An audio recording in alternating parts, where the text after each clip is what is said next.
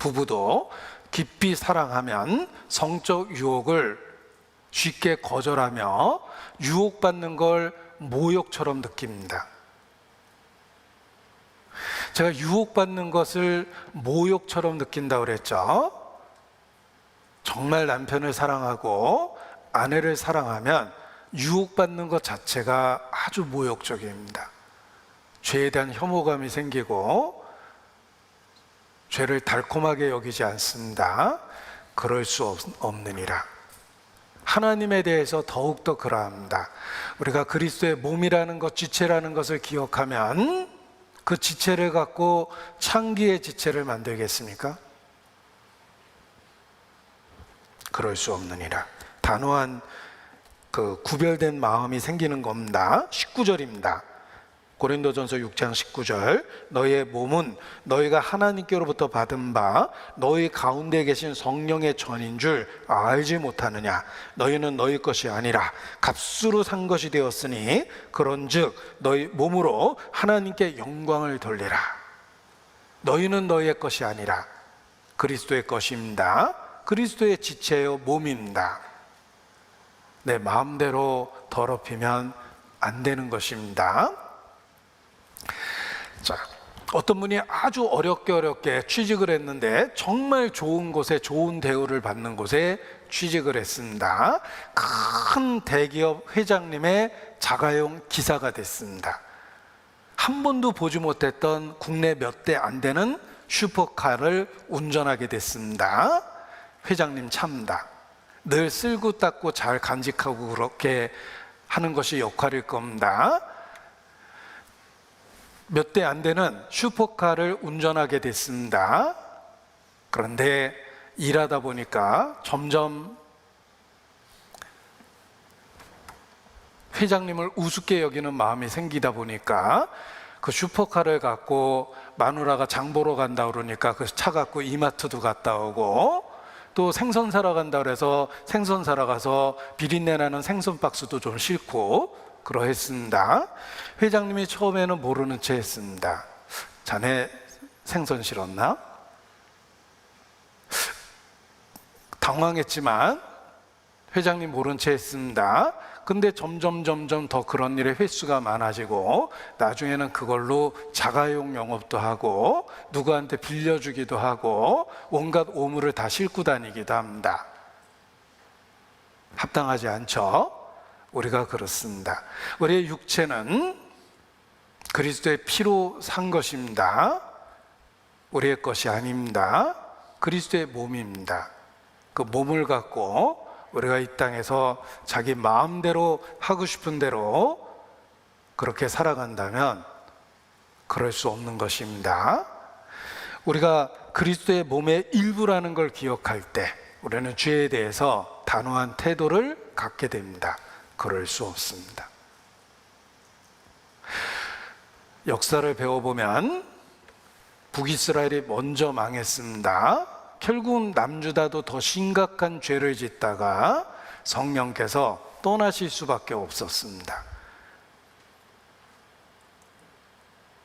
하나님의 영광이 마침내 성전을 떠나 남유다를 떠납니다. 그리고 바벨론 군대가 들어와서 왕자들은 살해당하고 왕은 두 눈이 뽑히고 빨가벗겨서 온갖 수치 속에 1000km나 되는 바벨론으로 끌려가 죽습니다. 남유다가 망하게 되었습니다. 그 망하게 된 이유가 죄가 성전 안에까지 들어온 겁니다. 예루살렘 안에 있었던 죄가 결국은 성전 안에까지 들어오고 성전에서 일하는 제사장들 사이에도 죄가 들어옵니다. 여호와의 영광이 떠나게 되었습니다. 이것이 남유다의 멸망이며 마지막 때 그리스도인들 세계에서 일어나는 비극적인 상황입니다. 성전 안에서 죄를 짓는 그 일들이 마지막 때 있습니다. 교회까지 타락하면 정말 마지막 때가 된 거예요. 에스겔 8장입니다. 성경 에스겔 8장.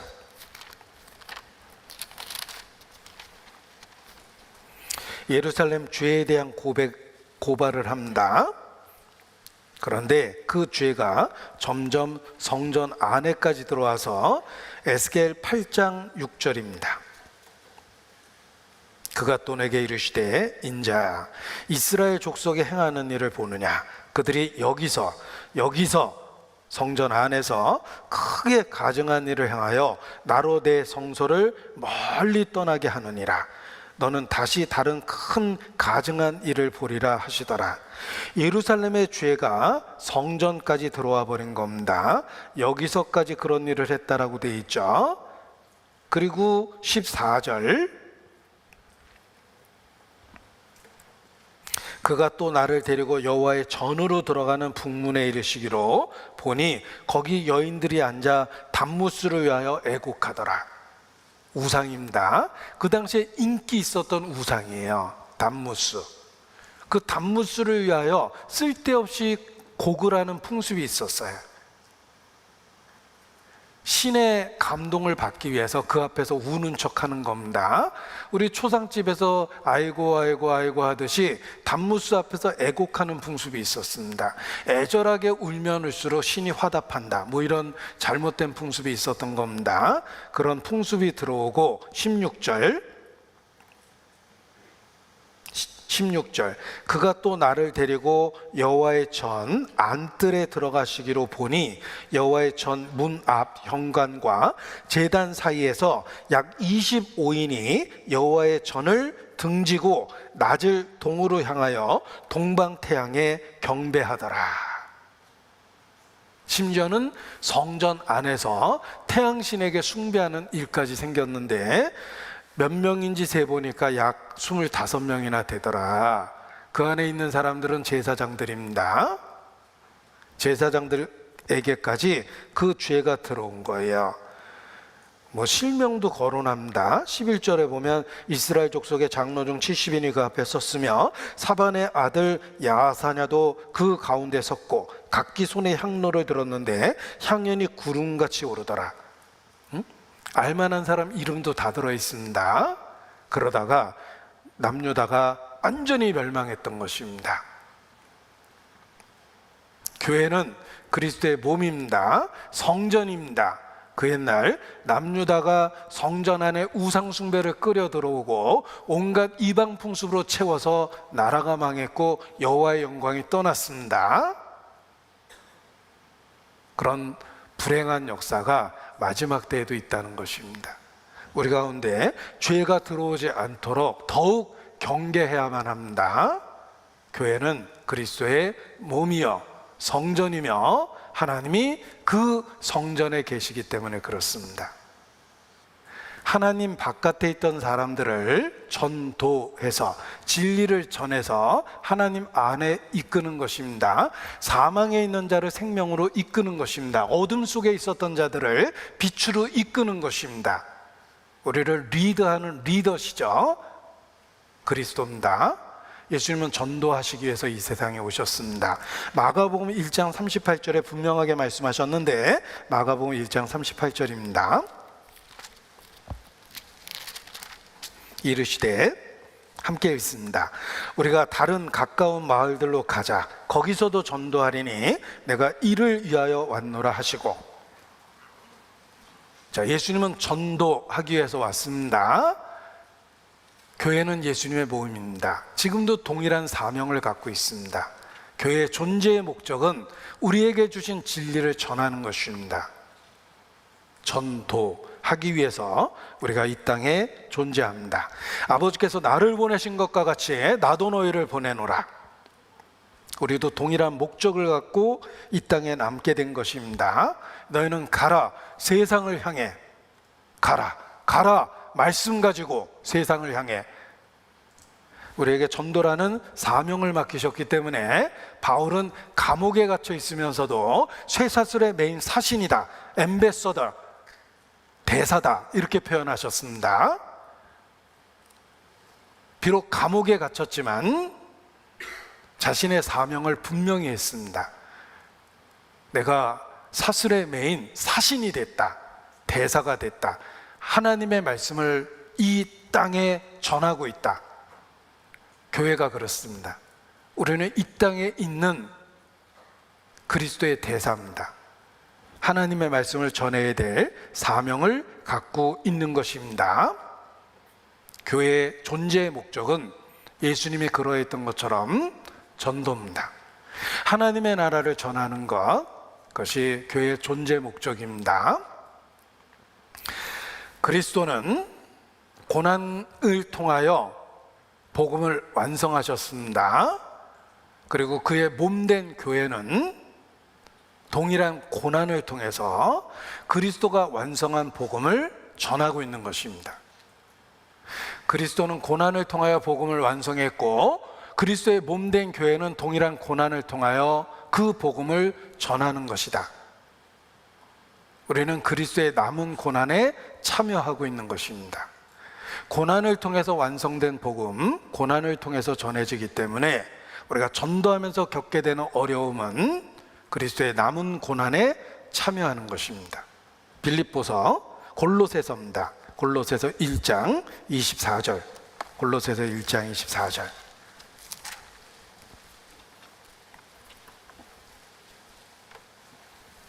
골로새서 1장 24절 함께 읽습니다. 내가 이제 너희를 위하여 받는 괴로움을 기뻐하고 그리스도의 남은 고난을 그의 몸된 교회를 위하여 내 육체에 채우노라. 그리스도의 남은 고난을 통해 완성된 복음이 전해지기 위해서 겪어야 될 고난이 있다는 것입니다.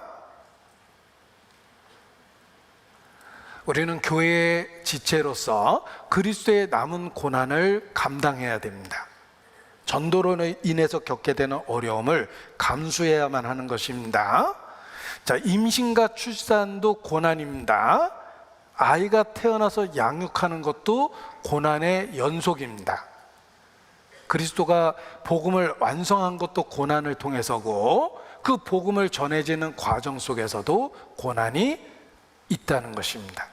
그래서 복음과 함께 고난을 받아라 라고 바울이 디모데에게 권면한 겁니다.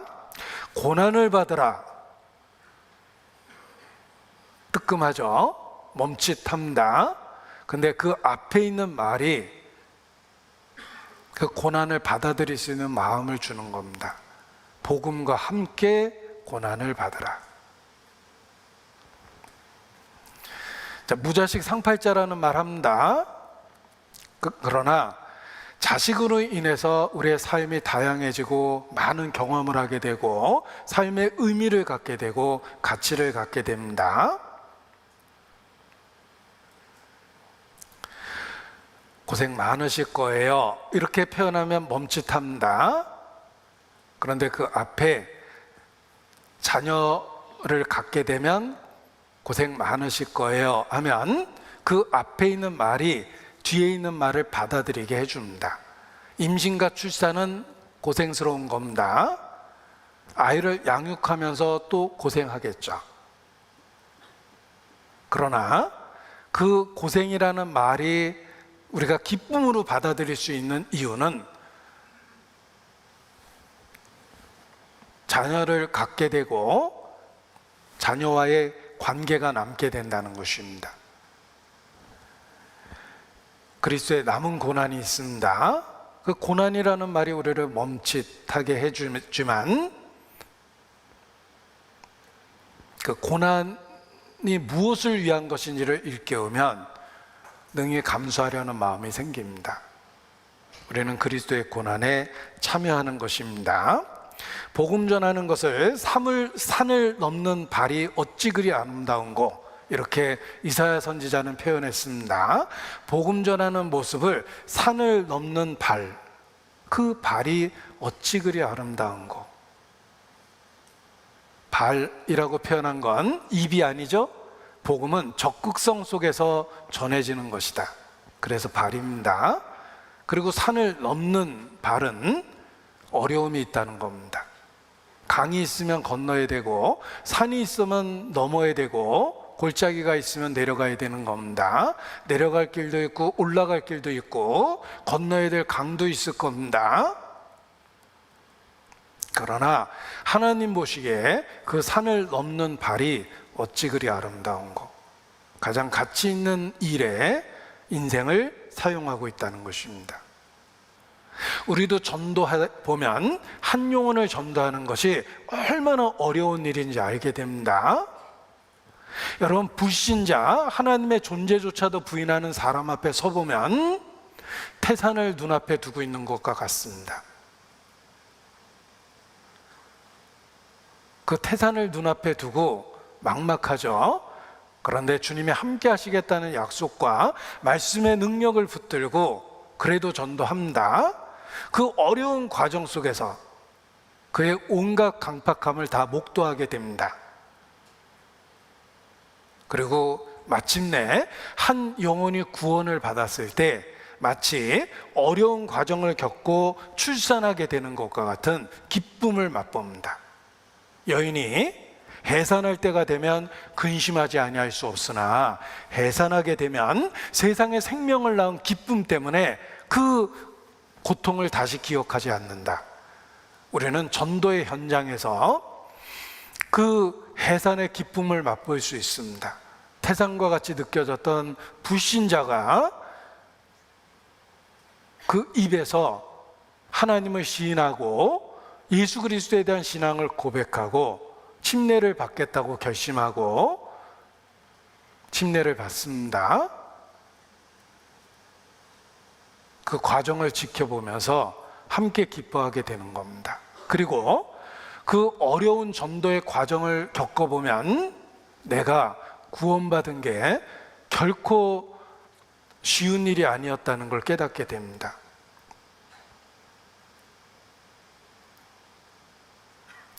이 세상에서 내가 알고 있는 제일 못되고 강팍한 사람은 바로 나 자신입니다. 왜냐하면 다른 사람의 강팍함은 드러난 것만 경험해 봤고 나의 강팍함은 내적으로 내가 갖고 살았기 때문에 내가 얼마나 강팍하고 악하고 가증스러운지 잘 압니다.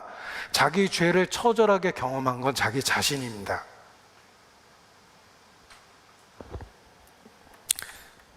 우리는 전도의 그 어려운 과정을 겪으면서 내가 얼마나 어렵게 구원을 받았는지 비로소 깨닫게 됩니다. 얼마나 많은 분들이 내 주변에서 나를 참아줬는지도 알게 되고 얼마나 많은 분들이 배려하고 희생하고 수고했는지도 알게 되며 나에게 오염없이 전달된 그 진리가 얼마나 어려운 과정을 통해서 전달된 것인지도 알게 되며 그리고 정말 성령께서 나를 강권하셨다는 것을 알게 됩니다.